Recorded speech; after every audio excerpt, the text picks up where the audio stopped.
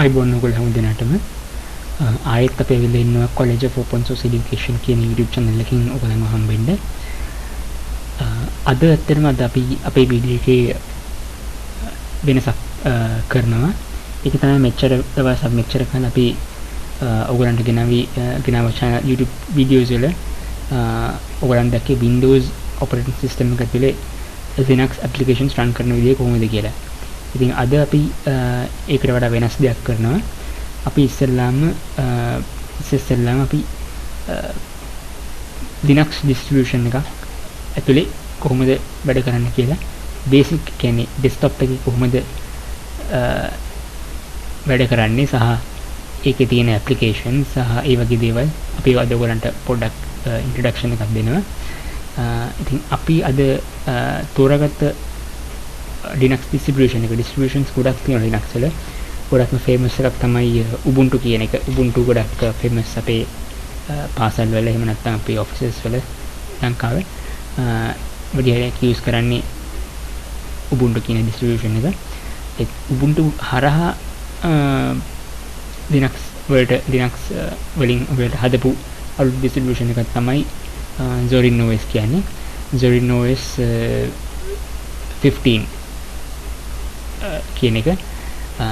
Zorin OS එකේ ඇත්තටම versions දෙකක් තියෙනවා. එකක් normal version එක, අනිත් එක Zorin OS Lite කියන එක. එකකින් Lite කියන එකෙන් කරන්නේ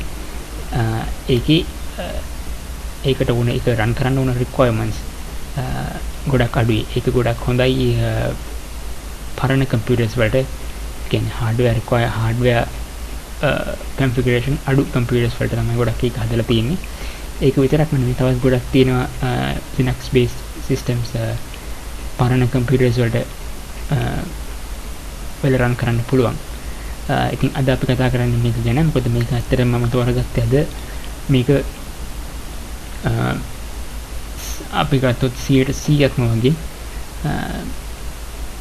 Windows වලට සමාන විදිහට තමයි හදලා තියෙන්නේ.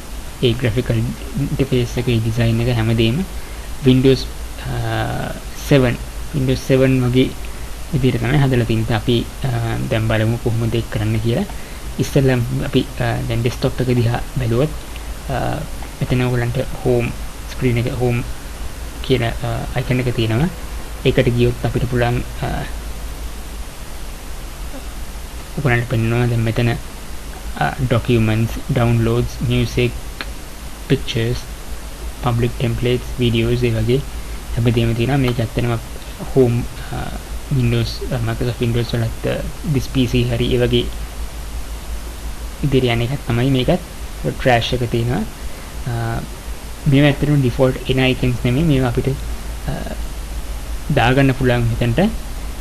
ගොඩක් දුරට මේක install කරපු ගමන් Linux Zorin OS එක install කරපු ගමන් මේක full desktop එකම empty කියන්නේ මුකුත් නැහැ ඒකේ. full clean desktop එකක් තියෙන. අපිට මම දැන් මේක දාලා තියෙනවා තමයි දාලා තින්නේ. even wallpaper එක උනත් මේක දාලා තියෙන wallpaper එක උනත් මම පස්සේ දාපු එකක්. මේක default wallpaper එක වෙන එකක් එන්නේ. ඒතකොට අපි ගත්තොත් taskbar එක. taskbar එකෙත් ඔයගලන්ට පේනවා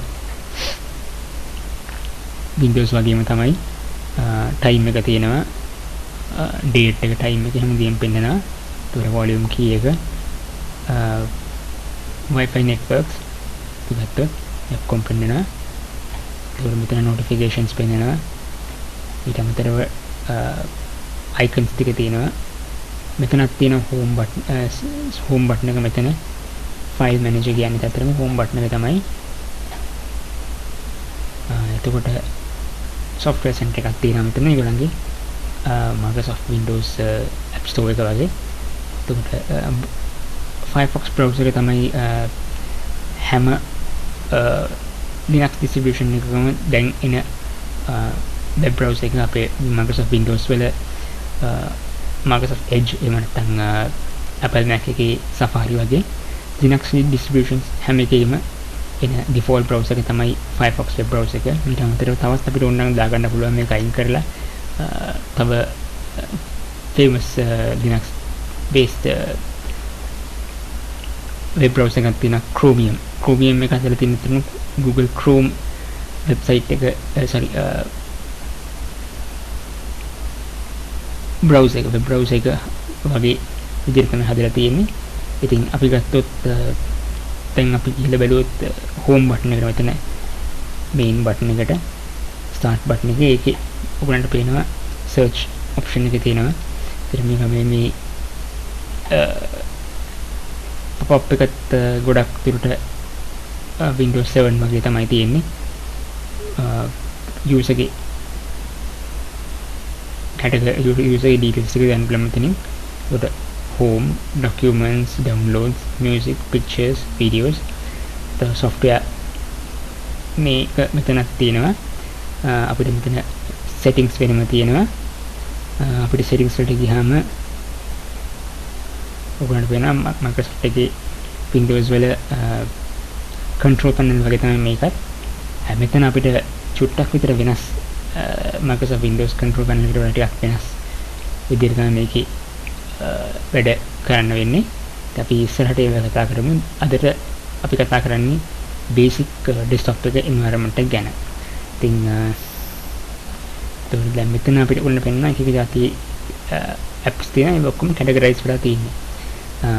accessories වලට ගියාම ඒකේ තියෙනවා archive manager, calculator, catfish file search, character, procs, file manager, fonts, onboard, screenshot කියන්නේ අතර මේක screen එකේ screenshot එකක් ගන්න පුළුවන් අපිට. terminal, text editor මෙතන තියෙනවා accessory එකක්. මේක තව app එකක් UF burner කියලා. මේක CD DVD write කරන්න පුළුවන්, burn කරන්න පුළුවන් app එකක්. මට ඔයගලන්ට පෙන්වන්න ඕන දෙයක් තියෙනවා මේකේ calculator එක. calculator එකට ගියොත් ඔයගලන්ට පේනවා දැන් සාමාන්‍ය විදිහට ඔයගලන්ට calculator එකක් තියෙනවා. එතකොට මෙතන අපිට drop down එකක් තියෙනවා.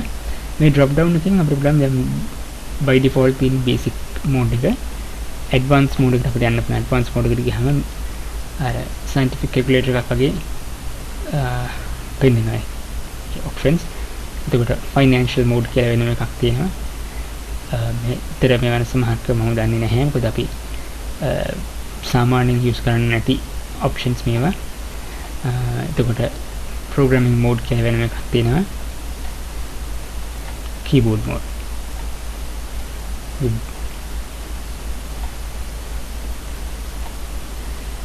ඒ වගේ අපිට options තියෙනවා. තව එකක් එතකොට අපි ගත්තොත් දැන් games ගත්තොත් තියෙනවා solitaire තියෙනවා mahjong mines sudoku ඒ වගේ games තියෙනවා. graphics ගත්තොත් document view එක මේක pdf document view එක. එතකොට gimp තියෙනවා. libreoffice draw තියෙනවා. image view එකක් තියෙනවා. simple scan එකක් තියෙනවා. එතකොට ඉන්ටර්නෙට් වලට ගියාම ඔයගොල්ලන්ට පේනවා default web browser එක Firefox, Remina, මේක broadcasting වගේ එකක්. අනිත් එක Thunderbird email client. එතකොට multimedia වලට ගියාම Cheesy. ඒ කියන්නේ මේක webcam එක use කරන software එකක්. Kazam කියන්නේ Kazam නම් අතරම මේක install කරගත්ත එකක් screen recording software එකක්.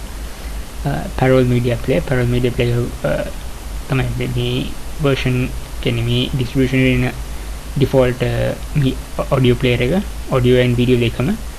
එතකොට VLC media player වගේ plug and play කිසි codec එකක් install කරන්න ඕනේ නැහැ.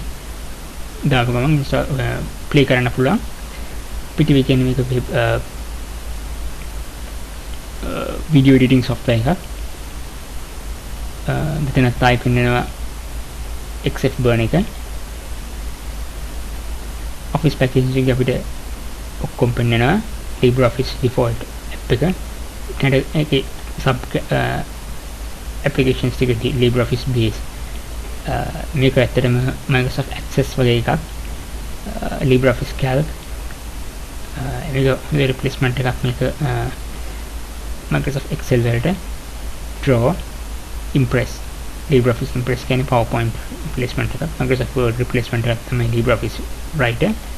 එතකොට settings වලට ගියාම ආයි මේ settings වලට ගියාම තියෙන options එකෙන් තමයි මෙතනත් ආයි තියෙන්නේ. වෙනසක් නැහැ. system එකේ වෙනම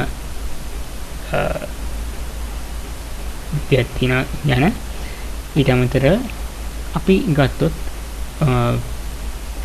තව දෙයක් පෙන්වන්න ඕගලන්ට මේකේ Windows වල නැති options දෙක තුනක් තියෙනවා. කීපයක් තියෙනවා. එකක් තමයි අපිට graphical පැත්තෙන් ටිකක් විවිධ අපිට වැඩ කැලේ ටිකක් දාන්න පුළුවන්. දැන් මේක default install කරනකොට මම මේක මෙහෙම තිබෙන්නේ මේ විදිහට ආවේ නැහැ. දැන් මට මේක settings වලින් ගිහලා මට change කරා මේක මේ විදිහට title bar එකකින් අරගෙන move කරනකොට transparent වෙන්න. එතකොට තව එකක් තමයි මේකේ තියෙන option එකක් අපි ඒක පුළුවන් right click කරලා folder එකට තව folder එකක් අරින්න ඕන නම් දැන් Windows වල නම් ඒක open in new window කියලා තමයි විතරයි තියෙන්නේ. දැන් මේකේ open in new tab කියලා තියෙනවා. දැන් ඔයගොල්ලන්ට පේනවා වෙනම tab එකක් මේ window එකේම වෙනම tab එකක් හිටිට open වෙලා තියෙනවා. ඒ වගේ අනිත් එක තමයි අදගත් තමයි right click කරාම අපිට තියෙනවා මෙතන Windows වල තියෙන option එකක් නැහැ. ඒක තමයි refresh button එක. refresh button එක මේකේ නැහැ. හැබැයි සමහර Linux distributions වල තියෙනවා ඒ refresh button එක තියෙන option එක. ඒක දැනට මේකේ නැහැ. අපිට wallpaper එක change කරගන්න ඕන නම් මේකේ අපිට පුළුවන් desktop settings යන්න ගිහිල්ලා ඒක ඔයගොල්ලන්ට පේනවා මෙතන icons ටික තියෙනවා. දැන් සාමාන්‍යයෙන් Windows වල නම් icon මේ wallpaper එක select කරලා apply කරන්න ඕනේ. එතන apply කියන option එක නැහැ. මෙතනින් select කරපු ගමන්ම අපිට මේ option කෙලින්ම මෙතන default change වෙනවා. මම නිකන් පෙන්නන්න එකක්. දැන් මෙතන මම නිකන් select කරනවා කියන automatically මෙතන ඉබේම change වෙනවා desktop එක. ඉතින් ඒ විදිහට තමයි යන්නේ ඒක.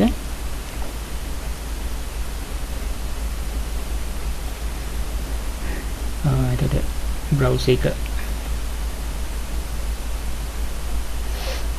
Firefox browser එක මම දැනට set up කරලා තියෙන Google search engine එකට.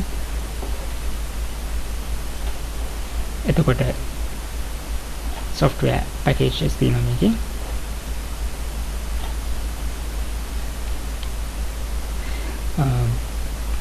ඉතින් මම හිතනවා දැනට ඔයගලන්ට මේ system එක ගැන මොන වගේ desktop එකද තියෙන්නේ කියලා කියන දේ ඔයගලන්ට තේරුම් ගන්න ඇති කියලා.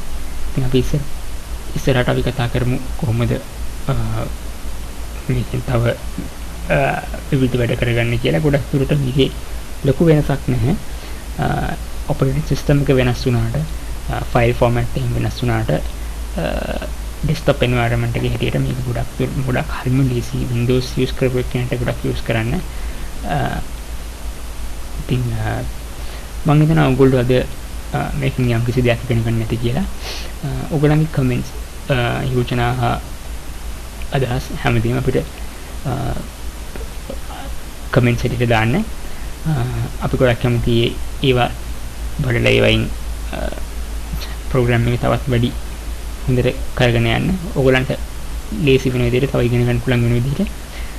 ඉතින් ඉස්සරහට දැනටම මම මේ කියලා දුන්නාට ඉස්සරහට අපි කියලා දෙන්න යනවා ඔයගොල්ලන්ට කොහොමද Linux based distribution එක install කරගන්නේ. මොකද Microsoft Windows install කරන විදිහට නෙමෙයි Linux install කරන්නේ. ටිකක් පරිස්සමින් install කරන්න ඕනේ. ඒ වල ගොඩක් format changes, file format එකේ change එකක් එහෙම ගොඩක් දේවල් තියෙනවා. ඉතින් අපි ඒ දේවල් ගැනත් ඉස්සරහට පොඩ කතා කරමු. ඔයගොල්ලෝ හැමෝම ආයෙත් අපි එනකන් හැමෝම ගොඩක් පරිස්සමින් ඉන්න. මේ කොරෝනා වසංගතයේ තියෙන කාලේ සෞඛ්‍යාංශ දෙන උපදෙස් ඒ විදිහටම පිළිපදලා ඕගලමුත් ආරක්ෂා වෙලා අනිත් අයවත් ආරක්ෂා කරගෙන පරිස්සමෙන් ඉන්න කියලා තමයි අපි හැමෝම ඔයගොල්ලන්ගෙන් ඉල්ලා හිටින්නේ. ඉතින් අපි ආයෙත් එනස්ති තවත් වීඩියෝ එකක් අරන් එනකන් ඔයගොල්ලෝ හැමෝටම සුබ සතියක්.